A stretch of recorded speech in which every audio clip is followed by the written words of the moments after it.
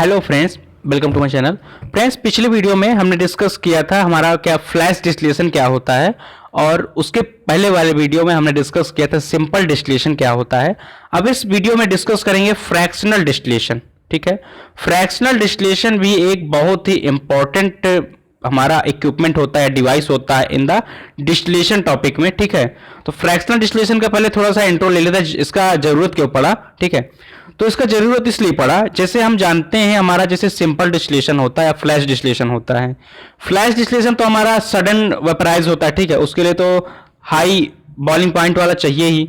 अब जैसे हमारा ऐसे मटेरियल होते हैं जिसका बॉइलिंग पॉइंट बहुत कम होता है। ठीक है, जिनका बॉइलिंग पॉइंट बीपी बहुत कम होता है, जैसे 25 से जिसका कम होता है, 25 डिग्री सेल्सियस से उसका बॉइलिंग पॉइंट कम है, उसके लिए हम फ्रैक्शनल डिस्टिलेशन अप्लाई करते हैं। पहला पॉइंट।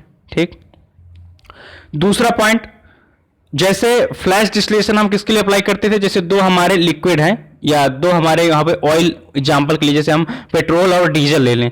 पेट्रोल और डीजल को अगर अलग करना हो तो उसमें हम उसके बॉइलिंग पॉइंट के बेसिस पे हम उसको अलग कर सकते थे। ठीक है, अब यहाँ पे फ्रैक्शनल डिस्टिलेशन, वहां पे बॉइलिंग पॉइंट में डिफरेंस भी होता है, पेट्रोल का बॉइलिंग पॉइंट अलग होता है और डीजल का अलग होता है, उसमें डिफरेंस भी काफी अच्छा होता है, तभी उसमें सिंपल भी होता है अलग करने में। लेकिन यहाँ पे जो फ्रैक्शनल डिस्टिलेशन होता है, तो फ्रैक्शनल डिस्टिलेशन में हम ऐसे दो कंपोनेंट को अलग कर सकते हैं, जैसे मान लीजिए ए है और बी है। ठीक है, इनके दोनों के बीच जो डिफरेंस है, किसका डिफरेंस है, बॉइलिंग पॉइंट का। जैसे मान लीजिए एक का 45 है और एक का मान लीजिए यहाँ पे 50 है, तो इसमें कितना डिफरेंस है, केवल 5 का डिफरेंस है। तो इस 5 के डिफरेंस के बेसिस पे भी हम इसका डिस्टिलेशन कर सकते हैं। 45 वाले को अलग कर सकते हैं, 45 वाला मान लीजिए हमारा कोई ऑर्गेनिक कंपाउंड है और बी हमारा मान लीजिए कोई लाइपोफिलिक कंपाउंड। ठीक है, उसको भी हम अलग कर सकते हैं, ये हमारा फ्रैक्शनल डिस्टिलेशन के थ्रू कर सकते हैं। और एक चीज और, अगर हमारा कोई दो से अधिक कंपाउंड, जैसे मान लीजिए ए है, बी है, सी है, तीन का मिक्सचर है। ठीक है, ए का अपना बॉइलिंग पॉइंट है, बी का अपना बॉइलिंग पॉइंट है, सी का अपना बॉइलिंग पॉइंट है, उनको हमको अलग करना है। ठीक है, उनको हमको प्योरीफाई करना, उनको हमको डिस्टिलेट करना है, तो उसमें भी हम फ्रैक्शनल डिस्टिलेशन का यूज कर सकते हैं। ठीक है, तो इस सब प्रॉपर्टी के थ्रू हम ये कह सकते हैं फ्रैक्शनल डिस्टिलेशन एक बहुत ही इंपॉर्टेंट है हमारे फार्मेसी फील्ड के लिए, इसलिए हमारे एग्जाम के लिए भी काफी इंपॉर्टेंट है ये। अगर इंट्रोडक्शन ले तो fractional distillation is a process in which vaporisation of liquid mixture to a mixture of constituent from which desired one is separated in pure form. This method also known as rectification. ठीक है, fractional distillation को हम rectification भी बोलते हैं। ठीक है, rectification भी इसको बोल देते हैं। और रेक्टिफिकेशन क्यों बोलते हैं कि इसमें दो या दो से अधिक जो कंपाउंड होंगे उनको सेपरेट किया जाएगा उनके बॉइलिंग पॉइंट के बेसिस पे। ठीक है, वो कैसे होगा बाकी आप इसको और डिटेल पढ़ सकते हैं। प्रिंसिपल इसका क्या होता है, प्रिंसिपल वही होता है कि देखिए एक बार थोड़ा बता देते हैं, जैसे when a liquid mixture is distillate partially condensation of vapour is allow in A fractional column. ठीक है, in this column ascending vapor from still allowed to come in contact with condensing vapor returning to still. This result enrichment of vapor to more volatile component.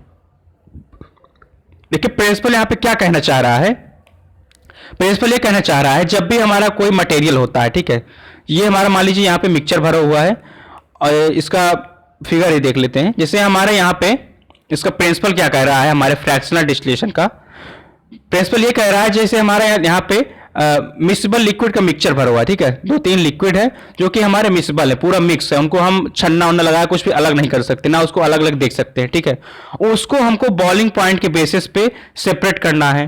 तो boiling point के basis separate करना है तो पहले हम इसको heat provide करेंगे।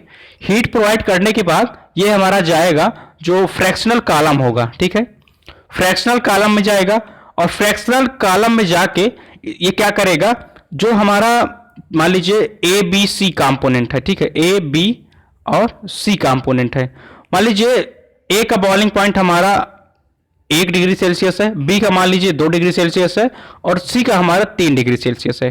तो जब हम इसको हीट प्रोवाइड कराएंगे तो जो 1 डिग्री सेल्सियस वाला है, जिसका बॉइलिंग पॉइंट 1 डिग्री सेल्सियस है, वो हमारा पहले वेपराइज होगा। ठीक है, जाहिर सी बात है जिसका बॉइलिंग पॉइंट कम होगा वो पहले ही हमारा वेपराइज होगा। तो जब वेपराइज हुआ तो इसको क्रॉस करते हुए पहले यहां से वो निकल के यहाँ जाके यहाँ निकल गया, ठीक है।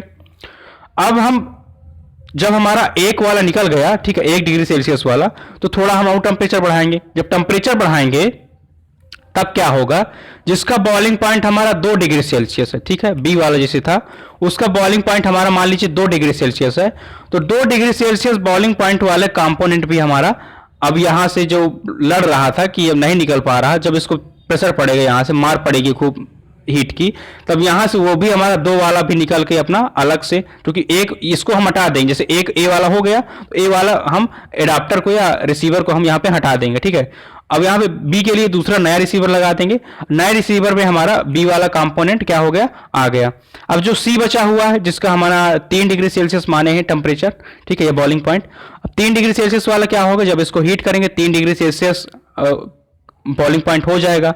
अब जब खूब यहां से हीट पड़ेगा, जब हीट पड़ा तो ये भी आया, ठीक है, अब यहां से वो भी अलग अपना हो गया। तो इस प्रकार से हम तीनों को अलग कर दिए, ठीक है। और यहां पे ये फ्रैक्शनल सोच रहे हो क्यों लगा हुआ होता है, ठीक है, ये इसलिए लगा होता है कि जैसे हमको जिसको अलग करना, जैसे मान लीजिए ए बी सी है, ठीक है, और हमको ए को अलग करना है, तो केवल ए यहां से जाए और बाकी अगर लो टेम्परेचर है, ठीक है, लो टेम्परेचर पहले करेंगे, तो लो टेम्परेचर पे जो बी होगा तो बी ऊपर ना जाके ये जो कॉलम लगे हैं फ्रैक्शनल कॉलम इन पे लटक जाए, ठीक है। जब तक इसको एकदम प्रॉपर बॉइलिंग पॉइंट पे इसको या प्रॉपर टेम्परेचर पे गर्म न किया तब तक बी हमारा ऊपर ना जाए, इसीलिए हमारा फ्रैक्शनल कॉलम लगे हुए होते हैं। ये कॉलम कुछ इस टाइप पे भी होते हैं, ऐसे ऐसे भी हो सकते हैं, ठीक है, इस टाइप में भी हमारे फ्रैक्शनल कॉलम हो सकते हैं।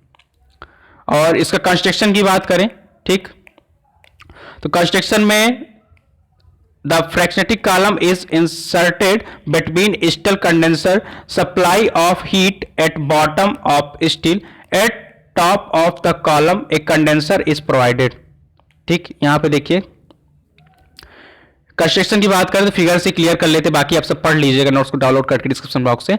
जैसे यहां पे एक स्टैंड होता है, ठीक है, लिखने के लिए पहले स्टैंड लिख दिए मैटर बढ़ाने के लिए, और उसमें क्या होता है, यहां पे हमारा बर्नर नीचे लगा हुआ होता है, बर्नर या सोर्स ऑफ हीट लगा हुआ होता है, और यहां पे हमारा फ्रैक्शन या डिस्टिलेशन फ्लास्क होता है, डिस्टिलेशन फ्लास्क इसको बोलते हैं, और यहाँ पे फ्रैक्शनल कॉलम होता है, ऊपर लगा हुआ होता है, जो डिस्टिलेशन फ्लास्क से हमारा अटैच होता है कॉर्क की हेल्प से। उसके बाद जो हमारा फ्रैक्शनल कॉलम होता है उसमें साइड होल होता है, साइड होल से हमारा कंडेंसर लगा हुआ होता है, ठीक है, ये भी हम लिख सकते हैं। उसके बाद जो साइड होल के बगल में ऊपर साइड हमारा एक थर्मामीटर लगा हुआ होता है, थर्मामीटर क्या करता है, टेम्परेचर को डिटरमाइन करते रहते हैं कि कितना टेम्परेचर हो गया, उसी के हिसाब से बॉइलिंग पॉइंट के बेसिस पे हम लिक्विड को सेपरेट करेंगे, टेम्परेचर इसीलिए रिक्वायरमेंट होता है, ये भी लिख देना है। प्लस अब कंडेंसर के बाद हमारा आता है एडाप्टर। एडाप्टर क्या करता है, कंडेंसर को हमारे रिसीवर से कनेक्ट करता है और एडाप्टर की हेल्प से हमारे रिसीवर मटेरियल यहाँ पे चला जाता है, ठीक है। इसका कंस्ट्रक्शन हमने प्रॉपर देख लिया, बाकी आप पढ़ सकते हैं। वर्किंग क्या होता है, वर्किंग आपको अभी बता ही दिया, ठीक है, उसी टाइप में वर्किंग होता है, जैसे पढ़ लीजिएगा बाद में, वैसे हम यहाँ पे बड़ा बड़ा एक्सप्लेन कर दे रहे हैं। जैसे यहाँ पे मिसबल लिक्विड लिया, ठीक है, मान लीजिए 2-3 मिसबल लिक्विड हैं, ए बी सी है, इसको हमने गर्म किया और अभी बताया कि ए का बॉइलिंग पॉइंट अलग है, बी का अलग है, सी का अलग है, ठीक है। तो पहले हमारा ई क्या होगा, ए क्या होगा, पहले वो हमारा बॉइलिंग पॉइंट क्रॉस करके वेपराइज होगा और उस कंडेंसेट होकर फर्दर उसको अलग रिसीवर में कलेक्ट कर लेंगे। फिर बी वाले का नंबर आया, बी वाला अपने बॉइलिंग पॉइंट में गया, उड़ के अपना वो गया तो कंडेंसेट अपने उस पे हुआ, फिर उसको अलग हमने रिसीवर पे कलेक्ट कर लिया। अब हमारा सी वाला आएगा, सी वाला का अलग बॉइलिंग पॉइंट होगा, ठीक है, वो अपने बॉइलिंग पॉइंट को क्रॉस करके जाएगा, फ्रैक्शनल फ्लैक्स को या फ्रैक्शनल कॉलम को क्रॉस करके वो यहाँ पे जाएगा, कंडेंसर को क्रॉस करके फिर एडाप्टर के थ्रू अपने रिसीवर पे आ जाएगा, ठीक है। तो इसी टाइप से बना के आप फ्रैक्शनल डिस्टिलेशन के बारे में लिख सकते हैं।